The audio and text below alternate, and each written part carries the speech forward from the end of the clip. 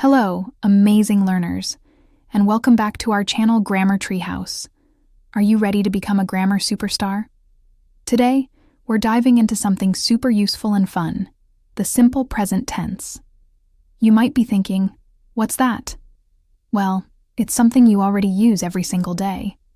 We use it to talk about things that happen regularly, like, I brush my teeth every morning, or to state facts, like, the sun rises in the east. It's the key to talking about our daily routines, our hobbies, and the world around us.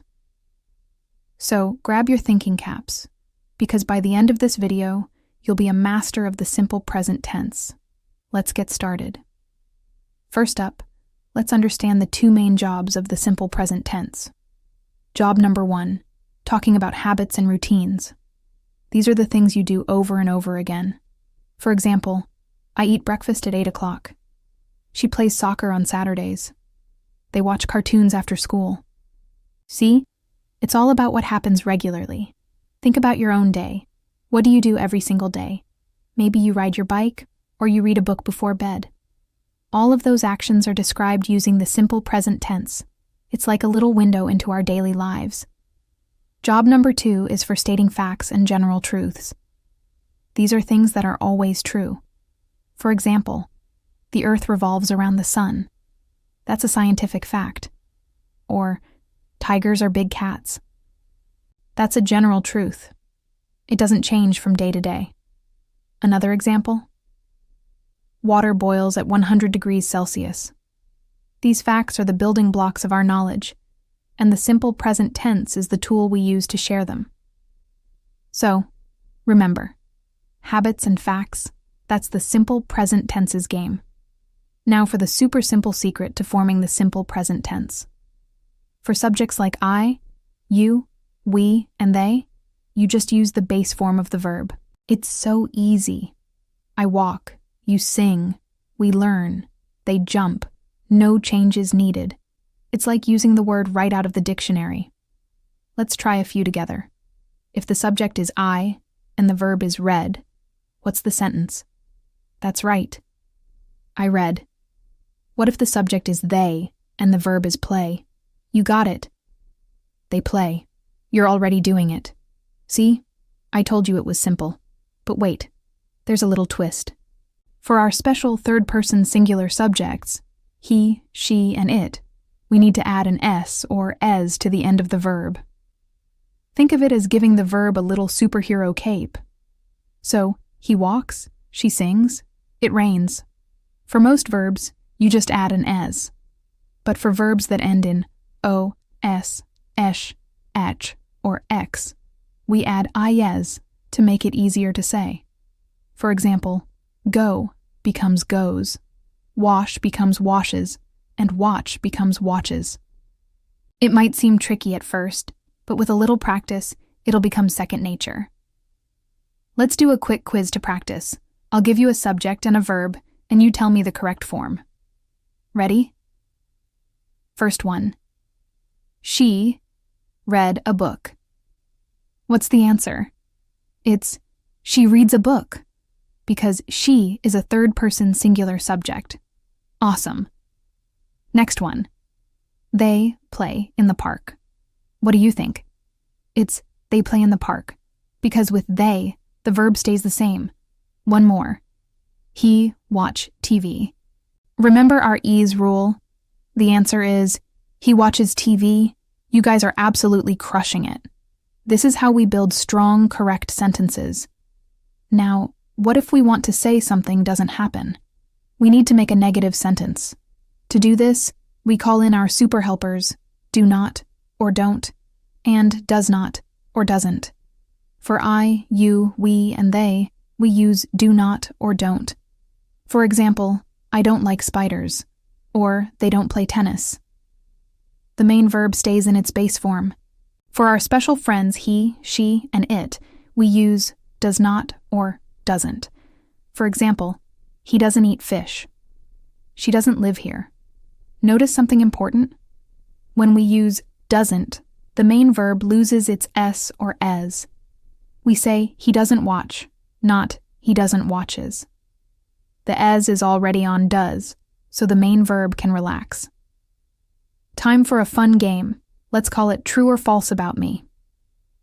I'll make some sentences about a friendly monster named Zorp, and you have to guess if they're true or false. Zorp is a he. Ready? Sentence 1. Zorp eats smelly socks for breakfast. Do you think Zorp eats smelly socks? Let's say false. So how do we make that a correct negative sentence? Zorp doesn't eat smelly socks. Great job. Sentence 2. Zorp live on the moon. Is that correct? Nope. Zorp is a he, so it should be Zorp lives on the moon. Let's pretend that's true. This little game helps us practice both positive and negative forms. What about asking questions? To ask a yes/no question, we start with our helpers do or does. We use do for I, you, we, and they. For example, do you like ice cream? Do they go to this school? The answer would be a simple yes, I do, or no, they don't. For he, she, and it, we start with does. Does he play the guitar? Does she have a pet? And again, when we use does, the main verb goes back to its base form. We ask, does he play? Not does he plays. The as has moved to the front with does. Let's practice asking questions with another activity. Imagine you're a detective. I'll give you a statement, and you have to turn it into a question to find out more information. Statement 1. She plays soccer. How would you ask a question to confirm this? You'd ask, does she play soccer? Perfect. Statement 2. They like pizza. What's the detective question? Do they like pizza? Excellent. You're becoming a grammar detective, gathering clues by asking the right questions. This is a powerful skill for conversations and for learning new things about people in the world. So, let's put it all together. The simple present tense is for habits and facts. For I, you, we, they, we use the simple verb. For he, she, it, we add s or s. For negatives, we use don't and doesn't. And for questions, we start with do or does. It's like having a toolkit for building perfect sentences. The more you use these tools, the easier it gets. The best way to learn is to start using it right away. Try to describe your day to your parents or friends using the simple present tense. Tell them what you do every day, what your family members do, and what you like or don't like. To really make it stick, here's a challenge for you. In the comments below, I want you to write 3 sentences using the simple present tense. 1 sentence about a habit you have, 1 sentence about a fact you know, and 1 sentence about what a friend or family member does. For example, I play video games after school. The sky is blue.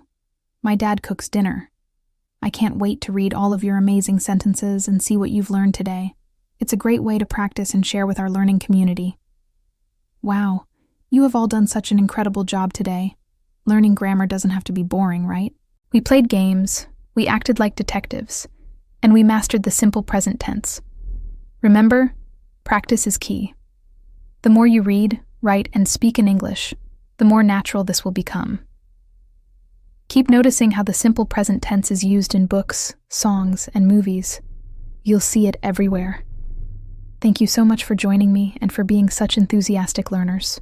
If you had fun and learned something new, don't forget to hit that like button, subscribe to our channel, and ring the notification bell so you don't miss our next fun learning adventure. Keep practicing, keep shining, and I'll see you in the next video. Bye for now.